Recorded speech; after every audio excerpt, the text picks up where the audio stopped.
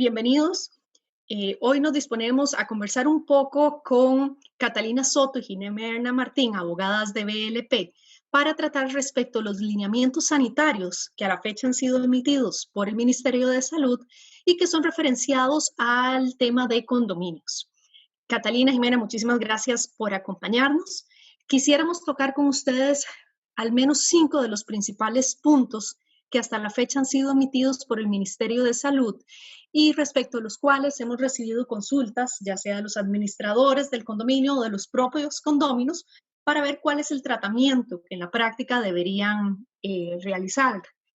Como firma, y les reiteramos a quienes nos acompañan, BLP tiene el compromiso de generar estos webinars como un espacio abierto de conversación y actualización sobre los principales lineamientos, regulaciones y leyes que a raíz de la alerta sanitaria del COVID-19 se han generado en nuestro país. Jimena, quisiéramos empezar con vos para que nos aclares un poco a quiénes va dirigido explícitamente estos lineamientos. Y creo que acá es muy importante hacer la aclaración que hasta la fecha el Ministerio de Salud ha generado 3 versiones de lineamientos. Este webinar lo estamos estableciendo sobre la última versión emitida hace pocos días, que sería la tercera versión. Entonces nos interesa saber a cuáles condominios va dirigido estos lineamientos. ¿Serían únicamente los residenciales o también tiene cobertura para los de índole comercial? Bueno, muy buenas tardes, Anet, y personas que nos acompañan a través de este webinar. Como usted bien lo indica, en días recientes el Ministerio de Salud ha estado emitiendo una serie de lineamientos generales de acatamiento obligatorio en todo el territorio nacional para la atención de la alerta sanitaria por COVID-19. Efectivamente, estamos ya en la tercera versión del documento.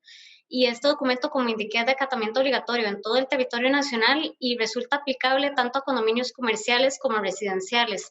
Importante indicar que el lineamiento se divide en varias secciones que vamos a ir viendo, dirigidas a administradores, personal de mantenimiento, condóminos, inquilinos, comerciantes y visitantes al condominio. Ok, muchísimas gracias. Catalina, creo que un punto aquí vital y ha sido una de las grandes interrogantes por parte de los administradores de condominios es hasta dónde llega su potestad de aplicación de los alcances de este lineamiento. Y creo que esta tercera versión del lineamiento, comparada con la versión anterior, es muchísimo más precisa y clara en ese sentido. Entendemos que todavía hay temas que quedarían en una zona gris, pero sabemos que esto es mucho sobre la marcha de los requerimientos que el sector salud vaya a tener a nivel de país. Pero te agradezco si nos puedes detallar un poquito más de esas potestades del administrador, enfocada quizá en uno de los temas que salió anteriormente, que eran las famosas reservas que ya se habían generado de ranchos, espacios comunes e inclusive áreas comunes extendidas. Claro, muy buena pregunta, muchas gracias. Buenas tardes a todos, gracias por acompañarnos. En efecto, como menciona Anet, en el reglamento, bueno, en los lineamientos anteriores, perdón, se habían establecido una serie de prohibiciones con relación a las áreas comunes de los centros comerciales y condominios. En esta aclaración o en esta tercera versión se aclara que no existe una prohibición a todos estos eventos comerciales y sociales, sino que queda a criterio de la forma en que lo quiera resolver la junta directiva del condominio respectivo. Entonces, ahorita se deja más abierto a que sean cada uno, cada condominio individualmente el que decida cómo disponer. Eso sí, si se sigue adelante con las reuniones, que igual pasa con las reuniones de junta directiva, las asambleas ordinarias, extraordinarias, si igual se quiere seguir adelante con ellas, debe de hacerse respetando los protocolos y lineamientos de salud, del distanciamiento de 1.8 metros entre personas, los protocolos de tosido, etcétera, que ya conocemos por parte del Ministerio de Salud. Entonces, la diferencia es que ahora no se cancelan, sino que se permite seguir adelante siempre y cuando eso sea lo que la Junta Directiva dispone. Se deja la libre de la Junta Directiva. Ok, se encontraría entonces habilitada más bien la Junta Directiva para tomar una decisión en donde, por recomendación de la administración del condominio, las áreas comunes que han sido clausuradas, por ejemplo, playgrounds, ranchos, gimnasio, etcétera, se mantengan cerradas por un tema de previsión de contagio. Exacto, queda ahora a disposición de la Junta Directiva, siempre y cuando se mantengan los lineamientos de limpieza y las disposiciones de seguridad entre personas. Pero correcto, queda ahora a disposición de la Junta Directiva. Gracias. Jimena, estos lineamientos establecen una serie de canales por medio de los cuales el administrador de condominio puede hacer extensivos a los condóminos las dictámenes o los lineamientos que vaya a establecer en sí el Ministerio de Salud. ¿Nos podrías ahondar un poquito en ese sentido?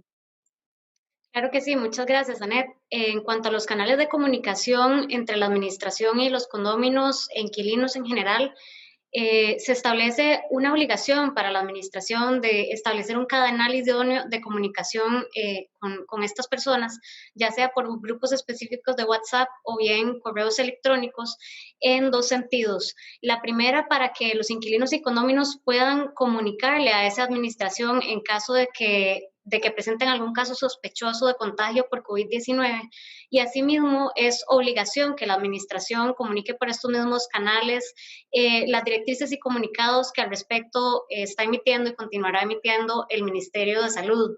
Asimismo, es obligación en cuanto a tema de comunicación y coordinación que la administración comunique a las autoridades de salud correspondientes por medio de la línea 1322 cualquier caso sospechoso de COVID-19. Eso sí, Anet, es importante que las administraciones de los condominios tengan en cuenta que a la hora de que vayan a comunicar a lo interno del condominio que existe algún caso sospechoso, a efectos de que las personas tomen medidas más fuertes de protección, se debe respetar el tema de protección de datos personales de quienes presenten estos síntomas, en el sentido de que no se debe individualizar a las personas por nombre y apellido, sino que se debe respetar la confidencialidad en este sentido. La referencia se daría, por ejemplo, por nombre del condominio, ubicación del condominio y unidad en ese sentido, sin llegar directamente al nombre de cada persona, ¿correcto? Correcto, así es. Como usted lo indica, ese podría ser el máximo alcance del comunicado. Ok, gracias. Me interesa ver acá un tema y es como una aclaración, Catalina, principalmente, donde la terminología en las tres versiones de lineamientos se ha ido modificando. E inclusive en la práctica hemos visto quizá aplicaciones un poco excesivas por parte de ciertos administrados. Entendemos que con la mejor intención de protección de la salud pública, pero hay tres aspectos que me interesa ver. En las primeras versiones de lineamiento se hablaban, inclusive todavía se arrastran en ciertos casos, referencias a restricciones. Actualmente también hablamos de más bien recomendaciones. Y en un punto medio, los administrados más bien generaron prohibiciones extensivas de accesos para tener un poquito de claridad y darle a todo el mundo, digamos, unidad en lo que es la terminología que estaríamos manejando.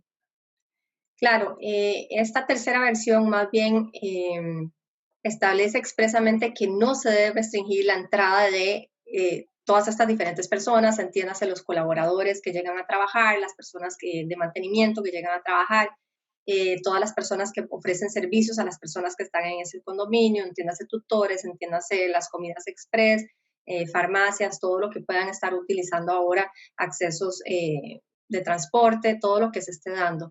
Entonces, si bien es cierto, en algún momento había una restricción de entrada, en la segunda versión pasó a ser una restricción para eventos sociales y en la tercera más bien se dice que no se restringe la entrada. Porque ya vimos que además las áreas sociales ya se abrieron, ¿verdad? Se abrieron a disposición de la Junta Directiva siempre y cuando se respeten los lineamientos, no lo vamos a insistir mucho, siempre y cuando se respeten los lineamientos de seguridad y de las personas. Pero ahorita entonces ya se eliminó esa disposición, la restricción de entrada a este tipo de colaboradores porque pues todos tienen que seguir con su día a día. Gracias. Mencionabas el tema del respeto de esos lineamientos de la administración.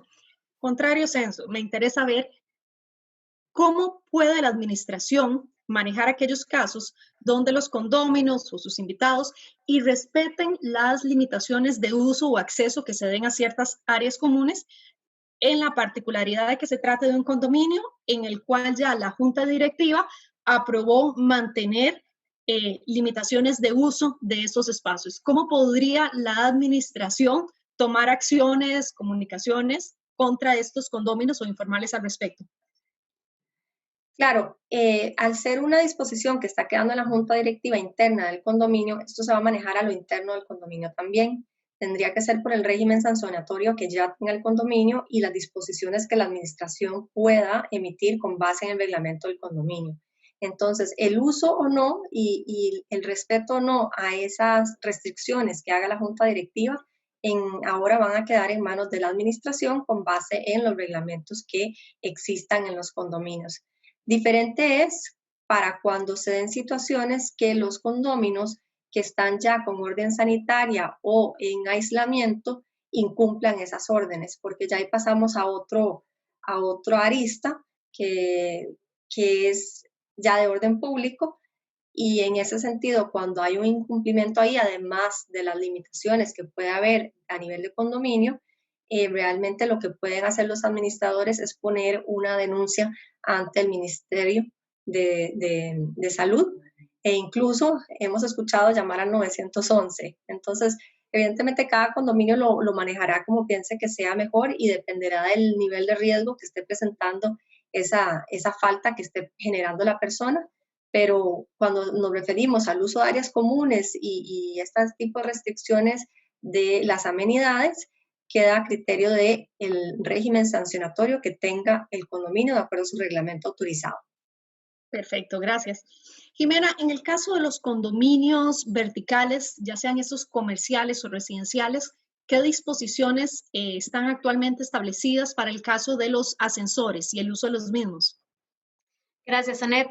Bueno, en primer término, a nivel general, estos lineamientos establecen la obligación de la administración de los condominios, sean comerciales o residenciales, de intensificar las medidas de limpieza de higiene en todas las áreas comunes del condominio. En cuanto al tema de ascensores, sí se establece expresamente que se debe regular la cantidad de personas que ingresen a estos, que no sea una cantidad masiva, sino que permita el respeto de ese espacio, de esa distancia de 1.8 metros entre las personas que ingresen a los ascensores. Gracias. A nivel de medidas sanitarias de control, ¿cuáles son los alcances de los lineamientos para con la administración respecto de los colaboradores directos de la administración, los proveedores externos y qué insumos deben ser dados por parte de la administración para que puedan realizar la limpieza, la seguridad del área, etcétera, de manera adecuada? ¿Existe una obligación clara para la administración de acatamiento en ese sentido? Claro, en primer término, se le recomienda a la administración del condominio que toda relación con clientes y proveedores, de ser posible, se maneje por los medios virtuales oportunos. En caso de que tenga que haber una relación presencial o, por ejemplo, con los colaboradores del condominio como tal, personal de mantenimiento, de seguridad, se establece la obligación de que la administración del condominio dote a todo este personal de los insumos y recursos de protección suficientes para prevenir el contagio del COVID-19 entre este personal. Por ejemplo, establece expresamente en los lineamientos el hecho de que cuenten con jabón de manos, agua potable, alcohol en gel, desinfectante, toallas desechables, etc. Asimismo, son claros los lineamientos que en las instalaciones del condominio se deben exhibir los protocolos de prevención emitidos por el Ministerio de Salud en espacios visibles, por ejemplo, todo el tema de distanciamiento social, del protocolo de estornudo, de tos, etcétera. Ok, muchas gracias. Catalina, somos claros que es casi imposible que los lineamientos contemplen todos los requerimientos que operativamente vayan a tener los condominios, tanto comerciales como residenciales. Uno de los aspectos que sigue sin mencionarse en los lineamientos es lo referente a las construcciones que estén en proceso de obras. Entonces, me interesaría tener un poquito más de claridad de la interpretación que se dé en ese sentido.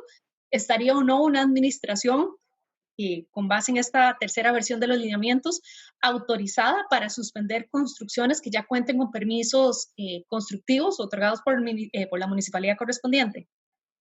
Buenísima pregunta. Y en efecto, hemos tenido dentro de las consultas que nos han llegado, esa ha sido una que se ha dado repetidas veces, e incluso porque tuvimos las tres versiones, una que restringía visitas, la segunda para eventos sociales y ahora esta tercera que más bien señala que no se puede restringir. Entonces, la interpretación en este sentido es que no se puede restringir el acceso a ninguno de las personas a colaboradores, se les dice, y tiene que ser en sentido amplio, siempre y cuando esa construcción no esté generando un riesgo a nivel de salud, no se haya identificado nadie que presente síntomas o que sea persona en contacto demás del COVID-19, no tendría por qué cerrarse esa construcción que cuenta con todos sus permisos y demás. Entonces, no puede arrogarse la administración un derecho o una potestad que no le compete de clausurar o generar que tenga que cerrarse una construcción que ya va en proceso, siempre y cuando no se esté poniendo ningún riesgo y siempre y cuando, otra vez, se mantengan todos los lineamientos de seguridad que se han emitido. Pero no tendría por qué realizarse. Incluso habla de los autorizados por los condóminos para atender las labores cotidianas de cada finca filial. Eso se puede entender de dos maneras, porque la labor cotidiana de una finca en construcción finalmente es la construcción. Eventualmente serán las que vengan ya cuando esté la construcción, pero por el momento esa es la labor cotidiana que se está dando. Entonces, no puede la administración restringir esos accesos. Gracias. Hay un tema particular ahí, Catalina, que me interesa también retomar, es en el caso de las comunicaciones a los condóminos. Entenderíamos que también es una obligación de los condóminos, al momento de recibir esa notificación, hacérsela extensivos a terceros directamente vinculados con ellos. Me refiero, por ejemplo, a sus colaboradores directos, personal doméstico, jardinería, etcétera, proveedores que lleguen y particularmente, por ejemplo, el caso de inquilinos, partiendo del entendido de alguna finca filial, comercial o residencial que se encuentre alquilada. Realmente los lineamientos lo que dan es la condición a los inquilinos y condóminos. Entonces, realmente todos tienen que estar enterados. Es la administración la que tiene que permear esa información. Si por algún motivo un inquilino no tiene contacto con la administración, pues sí, en buena hora el condómino debe de ser el que genera ese enlace. Pero la administración sí debería tener un control y saber quién está en cada una de las casas o de los comercios o de las industrias, dependiendo de cómo sea el condominio, para lograr identificar y poder crear esa labor de ser el enlace que es entre las autoridades y las personas que estén ahí adentro. Entonces, es muy importante que la cadena de comunicación fluya entre todas las partes involucradas. Ok, muchísimas gracias. Jimena, aquí hay un tema, sé que no está contemplado dentro de los lineamientos, pero es parte de las decisiones gubernamentales que se han tomado en los últimos días, y es el famoso tema de la restricción de horarios, que ahora estaríamos prácticamente en horarios de 8 p.m. a 4 p.m. ciertos días y en algunos de 10 a 4 p.m. Me interesa ver si consideras que estas restricciones de horario, puede darse el caso que se amplíen, lleguen a ser también de conveniencia para la administración de informárselas a los condóminos para que tomen las previsiones del caso, por ejemplo, en aquellos escenarios en los cuales un condómino tiene que salir en este horario o eventualmente tiene algún colaborador, llámese algún enfermero que tiene horario nocturno, etcétera, que necesita tener acceso al condominio, ya sea ingreso o salida, en ese horario. Gracias, Anet.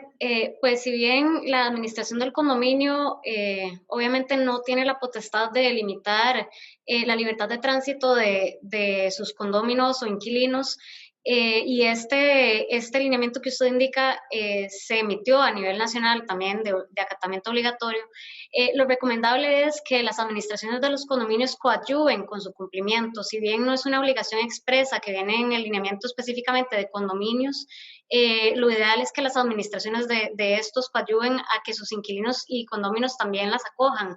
Podría, por ejemplo, incluirse dentro de los comunicados y recomendaciones que se compartan con esos condóminos e inquilinos. Muchas gracias. Catalina, aquí hay un tema particular y mencionabas los escenarios donde ya hay orden sanitaria, donde ya se ha detectado un caso positivo de COVID-19. ¿Es obligación o no de la administración hacer la recolección de los desechos que provengan de una finca filial, llámese comercial o en este caso más bien residencial, donde la persona estaría cumpliendo su orden sanitaria, de generar la recolección, ya sea en la misma filial o en el punto de acopio respectivo? ¿Qué consideraciones debería tener la administración al respecto? Muy buen punto, muchas gracias, Anet. efectivamente, la recolección de basura y desechos tiene que continuar en la forma en que ya está acordada con el condominio en general. Entonces, se tiene que continuar con las disposiciones de recolección en lo que ya hayan acordado y sean las disposiciones internas. Sin embargo, es muy importante y es parte de los lineamientos el proveer al personal que va a ser el que realiza esta recolección de todos los insumos que requiera, pero sobre todo una capacitación para que sepan cómo manejar esos desechos. Entonces hay que ser muy claros con ellos para que puedan manejar bien el concepto, la idea, la terminología y hacerlo de la forma más segura posible y, por supuesto, obligación del condominio y del administrador, brindarle todos los insumos que pueda requerir. Y además, como mencionaba Jimena hace un rato, tienen los condominios que hacer más fuertes todas las disposiciones de limpieza. Entonces, esto va de la mano porque finalmente esto también va amarrado con el tema de que las medidas de limpieza sean más extremas al hacer todo. Entonces, realmente es para todas las recolecciones de basura, porque realmente, como vieron, el virus, uno puede ser portador sin presentar síntomas. Entonces, casi que se tiene que partir de la premisa de que todos podrían estar infectados y hacerlo de la forma más segura posible para todas las personas que tengan que entrar en contacto con esa basura. Muchísimas gracias. Un tema final, Catalina, nada más para cerrar, y creo que es una de las consultas más frecuentes de los administradores, es ante la alerta sanitaria de COVID-19, sabemos que, por ejemplo, el sector financiero ha establecido una serie de periodos de gracia o moratorias, etcétera, y así diferentes espacios del día a día comercial. Me interesa saber qué pasaría con el pago de las cuotas de administrativas de mantenimiento. ¿Se encuentran facultados los condóminos para detener el pago o eventualmente dependerá de las disposiciones de cada condominio como tal, de su junta directiva y las decisiones que tomen cada una de estas administraciones, ya sean asambleas extraordinarias o en las ordinarias si estuviesen pronto a realizarse? Realmente la cuota condominal tiene su forma de cobro de acuerdo a lo que establece el reglamento. Entonces, me parece que la única forma de cambiar esta forma de cobro o el monto, realmente el monto, la forma de cambiarlo es por una asamblea. Y como vimos, sí se pueden celebrar las asambleas, preferiblemente hacerlas virtuales. Si es imposible hacerlas virtuales, porque el reglamento no lo permite, u otros, hacerlas respetando los lineamientos de distanciamiento y demás. Entonces, si se toma una disposición por asamblea general extraordinaria, podría modificar, por ejemplo, los montos que de por sí ya es una facultad que tiene la asamblea extraordinaria del condominio. Realmente con el no pagar la cuota, usualmente y por ley los reglamentos no lo permiten. Sin embargo, si el condominio como tal, de forma unánime, llega a algún acuerdo distinto, pues podría analizarse, pero ese sería un más específico caso a caso. Realmente en este momento la herramienta que sí puedo confirmar que tienen todos es la asamblea por medio de la cual puedan reformar el monto de la cuota. Eso es lo que sí podrían definitivamente hacer con el acuerdo de todos los que estén, o sea, el acuerdo de ley y del reglamento que requiera para modificar la cuota condominal. Muchas gracias. Más bien, reiterarles tanto a Jimena como a Catalina su disposición de atender este webinar. Nuevamente, quiero decirles que como BLP tenemos el compromiso para con nuestros clientes, sus equipos de trabajo y el público en general, de mantenerles actualizados sobre los temas más importantes que se den desde un punto de vista legal en relación con la alerta sanitaria de COVID-19. Para simplicidad de el manejo de la información que todos ustedes vayan recibiendo, hemos generado diferentes canales a través de los cuales ustedes pueden tener acceso a resúmenes, interpretaciones o ayuda en un esquema 24/7 para su giro comercial. En este sentido, les reiteramos que hemos abierto una cuenta de correo electrónico que se llama helpcovid19@blplegal.com, la cual nos pueden hacer llegar sus inquietudes o consultas. Pueden seguirnos a la vez en redes sociales, Facebook, Instagram, Twitter, y hemos generado 2 canales adicionales. Uno es una biblioteca virtual en la cual pueden acceder ustedes directamente a las regulaciones, leyes aprobadas y nuevos lineamientos que ha ido emitiendo el gobierno en este sentido. Y finalmente, hemos generado una línea a través de la plataforma WhatsApp para mantenerles a ustedes actualizados de forma más eficiente sobre las nuevas disposiciones y a la vez para recibir cualquier consulta general que ustedes nos quieran hacer llegar. Les damos las gracias por acompañarnos y a la vez les reiteramos nuestro compromiso de estar con ustedes en este momento, de ser sus socios comerciales en la operación de sus negocios y en los requerimientos que ustedes vayan a tener en estos días. Les deseamos lo mejor y les instamos a seguirnos en el resto de los webinars y las cápsulas que estamos generando. Muchísimas gracias.